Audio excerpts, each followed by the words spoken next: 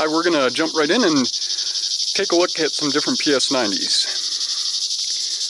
These have changed over the years. They hit the US market in around 2005. This is an early serial number. I think the earliest you might find is in the 35,000 range. This one is 38,000. It came, this has been, had the barrel shortened.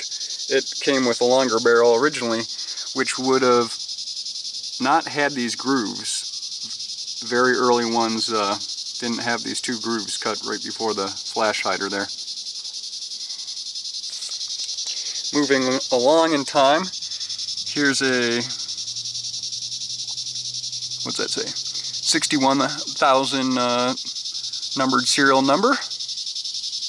This is a nice one that hasn't been used. That's an older one. I would expect that this rifle maybe was made 10 years ago. We can see some just little differences in the forging here. I don't know if these are investment forgings. In other words, if the frigging shape, the die, the mold is destroyed afterwards or not. But that's a weird mark there. You see that? Where there's a circle around the PS, you don't have that on this particular one.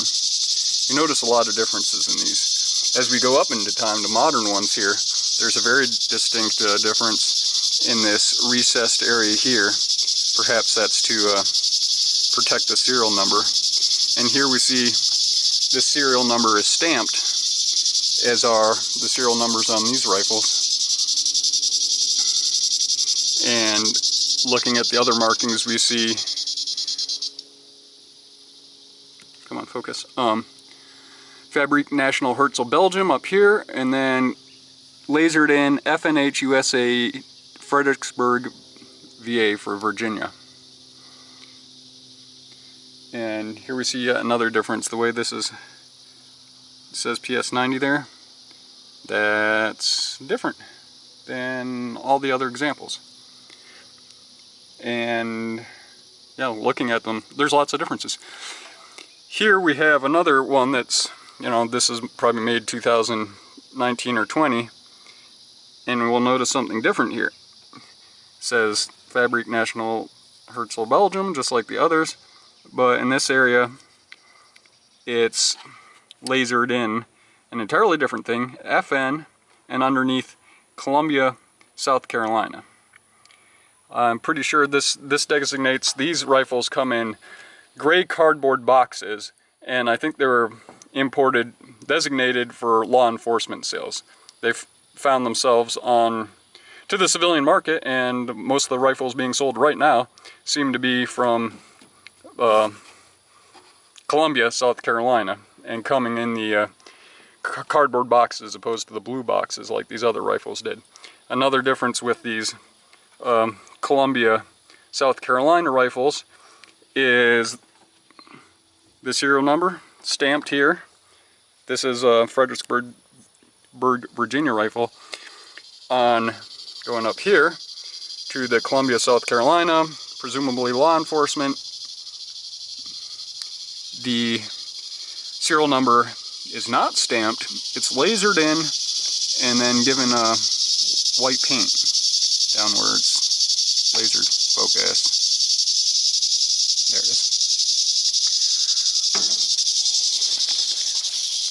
What else can I show you about these? They've recently, here's a FN brand magazine. I've said in the past there were, you know, Korean manufacturer magazines. You could tell the difference because the FN magazine has this kind of rougher looking injection spot there.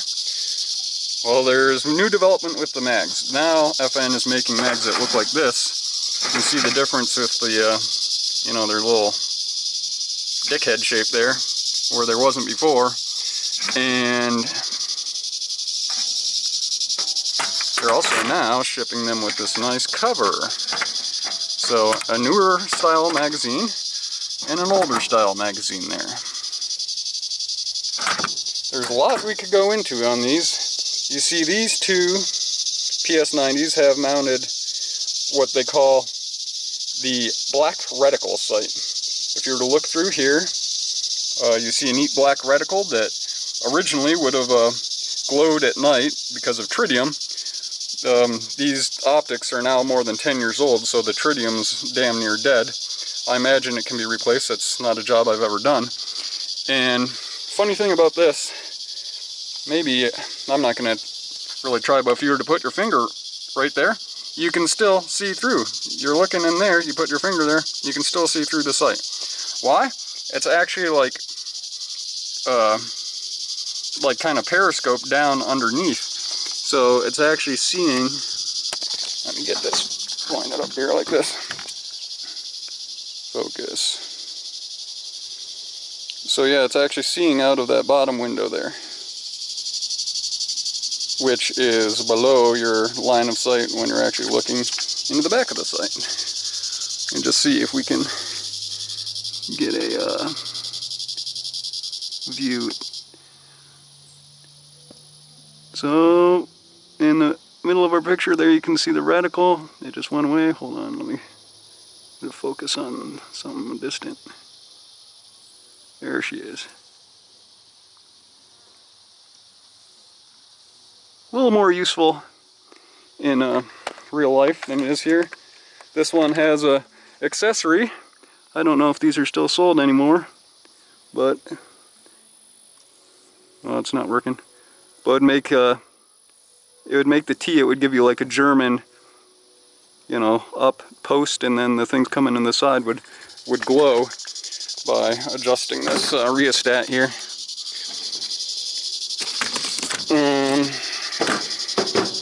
You'll notice this has the new style.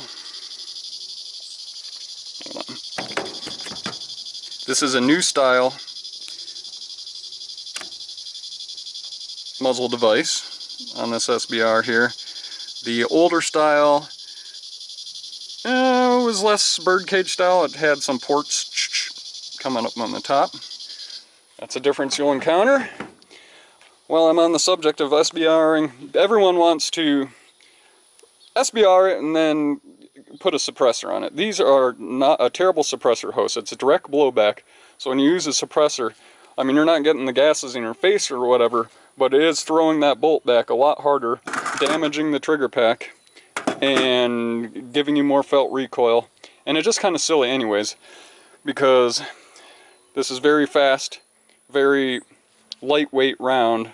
It makes a terrible subsonic. The subsonics, even in good suppressors, are very apt to keyhole.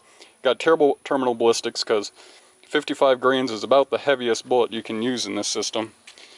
And yeah, so subsonics are dumb in the PS90, and the suppressor overgasses the system. So it just I don't know, save your money on suppressor money on something else, you know, something better suited to being suppressed. 300 Blackout, or even better, 450 Bushmaster. Then you're talking. Alright, what else we got to show you here? We haven't looked at the tri-rail. You'll notice this has the built-in Picatinny rail. And, interestingly, I think I know why they don't make these anymore. That Picatinny rail, quite embarrassingly for FN, is not made to spec. The official, like, NATO drawing for, like, Picatinny spec, if you misread the drawing, it's very easy. I'm sure a lot of firearms designers have, like, made this rookie mistake. You can, because there's like a little chamfer on the edge there, if you mess up your interpretation of the drawing, it's dimensioned quite terribly, very counterintuitive. And they made that mistake designing this rail. It's it's a little too small. It's a little smaller than mil-spec. A lot of things fit on it just fine because, you know, They can tighten down a little tighter than a mil-spec rail would be. But other accessories that are made, you know, just to really fit on a mil-spec rail, they won't be able to tighten down and clamp on this.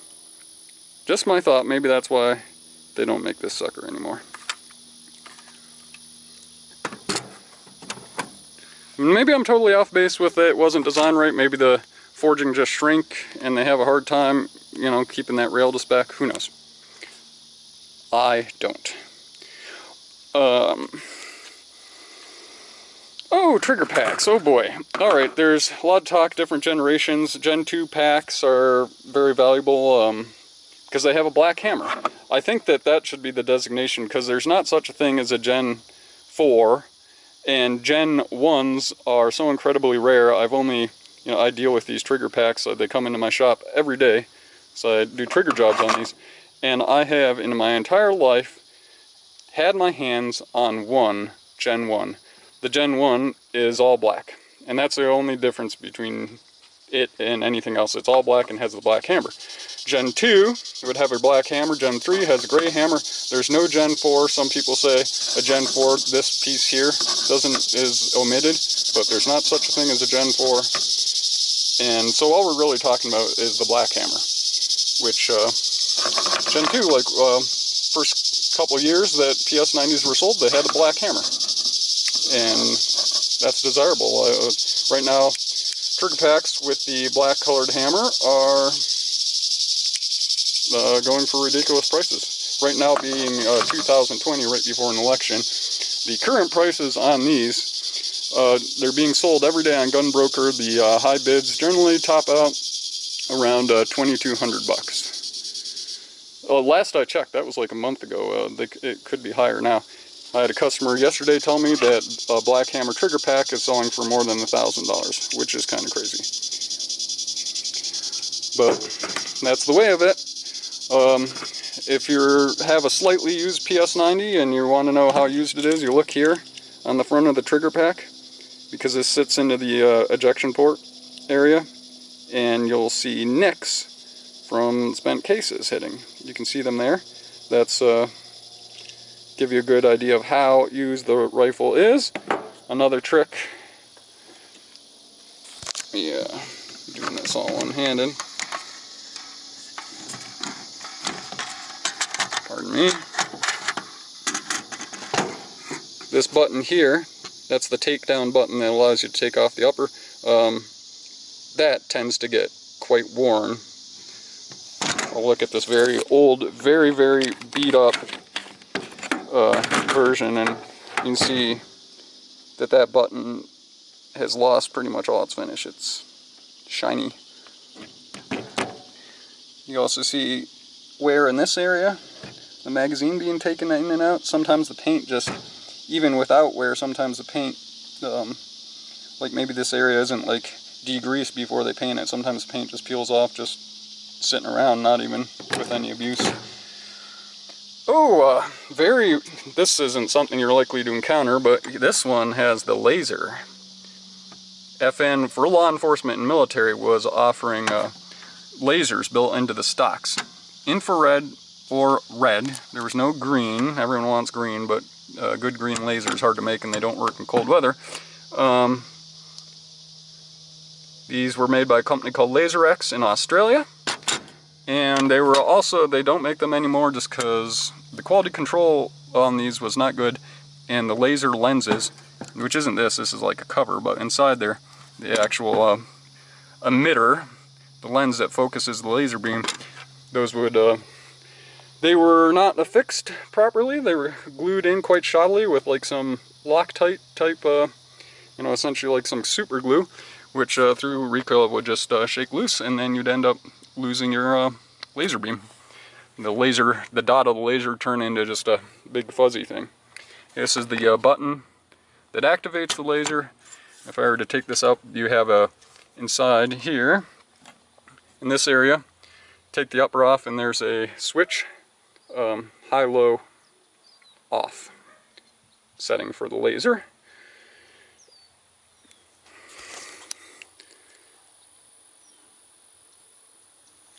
we have them. I'd say I have heard people saying that these law enforcement Columbia, South Carolina tagged PS90s with the white laser engraved serial numbers, that they are somehow rare or special. It doesn't seem the case. As I said, most of the new unused PS90s being sold on Gunbroker today, late 2020, are of this ilk.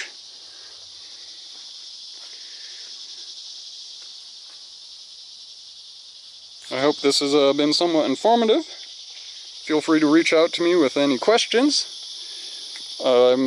Can't recommend one of these, any of these variations over the other or anything. They should all work just fine. And one hot tip, if you're having trouble with your PS90, make sure that the bolt is oiled. The guide rods for the bolt are oiled, and that solves 90% of problems that people have with the maintenance of these. Keep that bolt oiled. Thank you, and have a wonderful day.